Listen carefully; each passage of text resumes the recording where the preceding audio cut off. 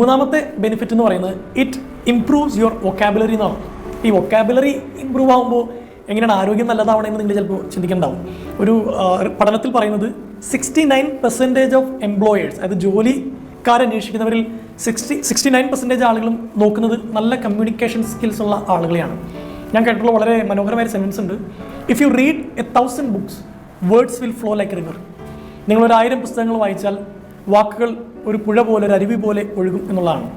ഈ മാത്യു എഫക്റ്റ് എന്ന് പറയുന്ന സംഭവമുണ്ട്. മാത്യു എന്ന് പറയുന്ന ബൈബിളിലെ ഒരു ക്യാരക്ടറാണ്, ജീസസിൻ്റെ ഒരു ശിഷ്യനാണ്.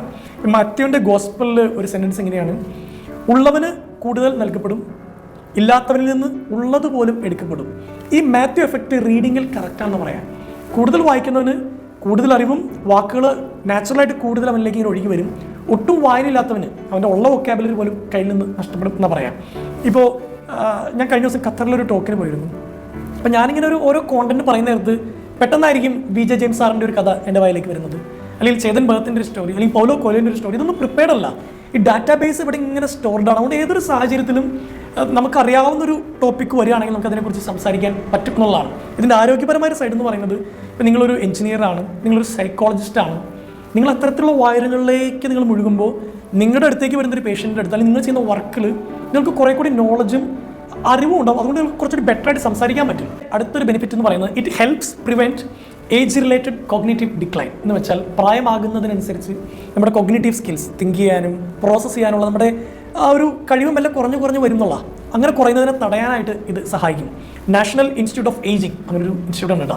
അവർ പറയുന്ന കാര്യം, വായന എന്ന് പറയുന്നത് ഭയങ്കരമായിട്ട് നമ്മുടെ കോഗ്നിറ്റീവ് സ്കിൽസിനെ ഷാർപ്പൻ ചെയ്യാൻ സഹായിക്കുന്ന പറയാം. അവർ പറയുന്ന 2 കാര്യങ്ങളാണ്. ഒന്നില്ലെങ്കിൽ നിങ്ങൾ ദിനവും ഒരു പുസ്തകത്തിൻ്റെ ഒരു 10 പേജോ അല്ലെങ്കിൽ ഒരു കഥ വെച്ചോ വായിച്ച് ഇങ്ങനെ പോവുക, ലൈഫിൻ്റെ ഒരു ഹാബിറ്റിൻ്റെ ഭാഗമായിട്ട് മാറ്റുക. അല്ലെങ്കിൽ എല്ലാ ദിവസവും 2 കണക്ക് ചെയ്യുക എന്നുള്ളതാണ്. ഈ മാത്തമാറ്റിക്കൽ പ്രോബ്ലംസ് സോൾവ് ചെയ്യുമ്പോൾ നമ്മുടെ കോഗ്നിറ്റീവ് സ്കിൽസ് ഇങ്ങനെ ഷാർപ്പൻഡ് ആവും. ഏജ് റിലേറ്റഡ് ആയിട്ട് നമുക്കുണ്ടാവുന്ന ഇങ്ങനെ താഴ്ന്നു പോകുന്ന നമ്മുടെ മെമ്മറി കുറയുന്നത്, റിഫ്ലെക്സ് ആക്ഷൻ കുറയുന്നത്, ഒരു കാര്യം പറഞ്ഞ് മനസ്സിലാക്കി എടുക്കാനുള്ള ഒരു സ്കിൽ കുറയുന്നത്, അതൊക്കെ പ്രിവെൻറ്റ് ചെയ്യാൻ വായന സഹായിക്കും. പിന്നെ കേൾക്കുന്നവരിൽ 30 കഴിഞ്ഞ് ആളുകളുണ്ടെങ്കിൽ ഡെഫിനറ്റ്ലി നിങ്ങൾ ഇന്ന് തുടങ്ങി ഒരു കഥയെങ്കിലും വായിച്ച് തുടങ്ങണം. എല്ലാ ദിവസവും 15 മിനിറ്റ് മതി ഒരു കഥ വായിക്കാൻ. അതൊരു ഇൻവെസ്റ്റ്മെൻറ്റാണ്. അമ്മാമ്മ വീട്ടിൽ വന്നിട്ടുണ്ട് ഇപ്പോൾ കഴിഞ്ഞ 2 ആഴ്ചയായിട്ട്. പലപ്പോഴും നമ്മൾ പറയുന്ന അമ്മയ്ക്ക് മനസ്സിലാവുന്ന അമ്മ ഇങ്ങനെ വീണ്ടും എടുത്ത് ചോദിക്കുന്നുണ്ട്. ഒരേ കാര്യം 3-4 തവണ ചോദിക്കുന്നുണ്ട്. ഒരുപക്ഷെ ഈ ഒരു പഠനങ്ങൾ സയൻറ്റിഫിക്കായിട്ട് പറയുന്ന കാര്യമാണ്, വായനയോ മാത്തമാറ്റിക്സോ, കാര്യം നിങ്ങൾക്കൊക്കെ കണക്ക് വളരെ ഇഷ്ടമുള്ള ആളാണെങ്കിൽ ഓക്കെ, എന്നെപ്പോലുള്ളവർക്ക് കണക്ക് ഒരു അത്ര എളുപ്പമല്ല. ഈ വായന നിങ്ങളുടെ ഹാബിറ്റിൻ്റെ ഭാഗമാണെങ്കിൽ നിങ്ങളുടെ ബ്രെയിനിനെ ഏജ് ആവാതിരിക്കാൻ, കുറെ കൂടി ഇതുപോലെ നിലനിർത്താൻ വായന തീർച്ചയായിട്ടും സഹായിക്കും.